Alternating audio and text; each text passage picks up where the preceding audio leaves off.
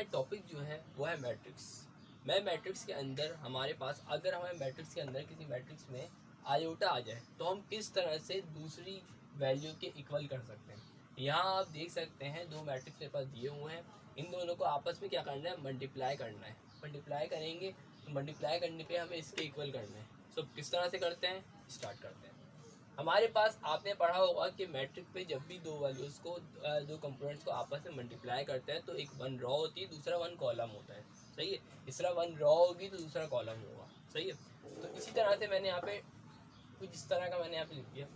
उसके बाद ये आयोटा था, आयोटा जब मल्टीप्लाई होगा माइनस का आयोटा जब मल्टीप्लाई होगा किससे, माइनस के आयोटा से, क्योंकि ये वैल्यू मल्टीप्लाई होगी पूरी इसके साथ और एक साथ लिखी जाएगी। सही है, अब माइनस का आयोटा मल्टीप्लाई होगा आयोटा के साथ, माइनस का आयोटा, आयोटा क्या हो गया, आयोटा का स्क्वायर, माइनस का आयोटा क्या हो जाएगा, यहाँ पे स्क्वायर हो जाएगा। दूसरी चीज़ यहाँ देखो, यहाँ पे जीरो जीरो से मल्टीप्लाई होगा तो क्या आएगा, प्लस का जीरो हो जाएगा। इस तरह आयोटा आयोटा से क्या होगा, माइनस का आयोटा क्या आ जाएगा, यहाँ पे स्क्वायर हो जाएगा। ये बात भी क्लियर होगी।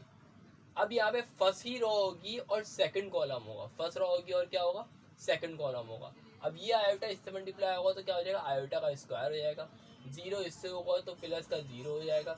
ये इससे मल्टीप्लाई हो जाएगा तो प्लस का आ जाएगा आयोटा का स्क्वायर, क्योंकि माइनस माइनस क्या होते हैं, प्लस होते हैं। अब ये वैल्यू बात ये बात क्लियर हो गई। अब सेकंड रो पे आया था first column, second row zero से होती मल्टीप्लाई होती है वो खुद ही जीरो हो जाती है। इस तरह ये जीरो से मल्टीप्लाई होगा, ये भी क्या हो जाएगा, जीरो हो जाएगा। और फिर जब ये इससे मल्टीप्लाई होगा तो क्या वैल्यू आ जाएगी, यहाँ पे प्लस का आयोटा का स्क्वायर। इस तरह से सेकंड रो ही चलेगी, दूसरा कॉलम। ये जीरो से मल्टीप्लाई होगा तो जीरो हो जाएगा, प्लस ये आयोटा जीरो से मल्टीप्लाई होगा तो फिर भी जीरो हो जाएगा। और ये आयोटा जब इससे मल्टीप्लाई होगा तो क्या आएगा, माइनस का आयोटा का स्क्वायर। यहाँ तक बात क्लियर हो गई है। अब अगर आप थर्ड रो पे आ जाएं, थर्ड रो में फर्स्ट कॉलम, यहाँ पे आयोटा मल्टीप्लाई होगा किससे, आयोटा, तो यहाँ पे क्या आ जाएगा, आयोटा का स्क्वायर प्लस का आयोटा का स्क्वायर आएगा। यहाँ पे जीरो से मल्टीप्लाई होगा तो क्या आ जाएगा, जीरो हो जाएगा। यहाँ पे ये भी जीरो से मल्टीप्लाई होगा तो क्या आ जाएगा, यहाँ पे जीरो हो जाएगा। अब थर्ड रो ही चलेगी और क्या चलेगा, सेकंड कॉलम चलेगा। इस तरह से ये इससे मल्टीप्लाई होगा तो क्या रहेगा, माइनस का आयोटा का स्क्वायर हो जाएगा। यहाँ पे ये आयोटा जब इससे मल्टीप्लाई होगा तो क्या हो जाएगा, जीरो हो जाएगा।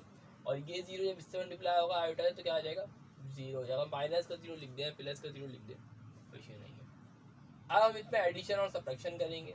अगर आप देखें यहाँ पे आयोटा दोनों क्या हो रहे हैं, ऐड हो रहे हैं। माइनस माइनस क्या होता है, प्लस हो जाते हैं। तो यहाँ पे क्या आ जाएगा, माइनस का 2 आयोटा का स्क्वायर इस वाली वैल्यू में।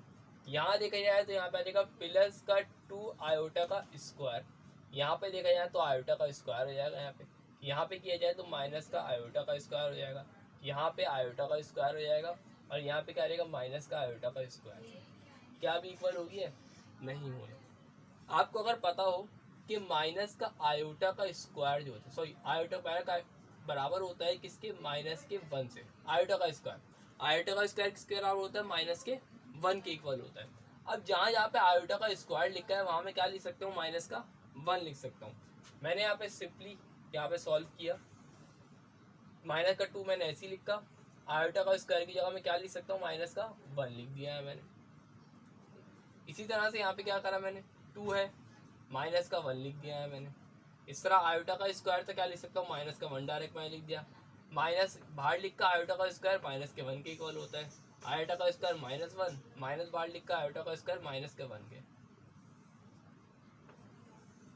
माइनस माइनस क्या होता है, प्लस होता है। तो क्या आ जाएगा, 2 पॉजिटिव आ जाएगा यहाँ पे 2 नेगेटिव आ जाएगा।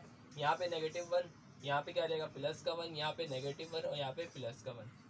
सो ये हो गया हमारे पास proof. Left hand side equal हो चुकी है हमारी राइट हैंड साइड।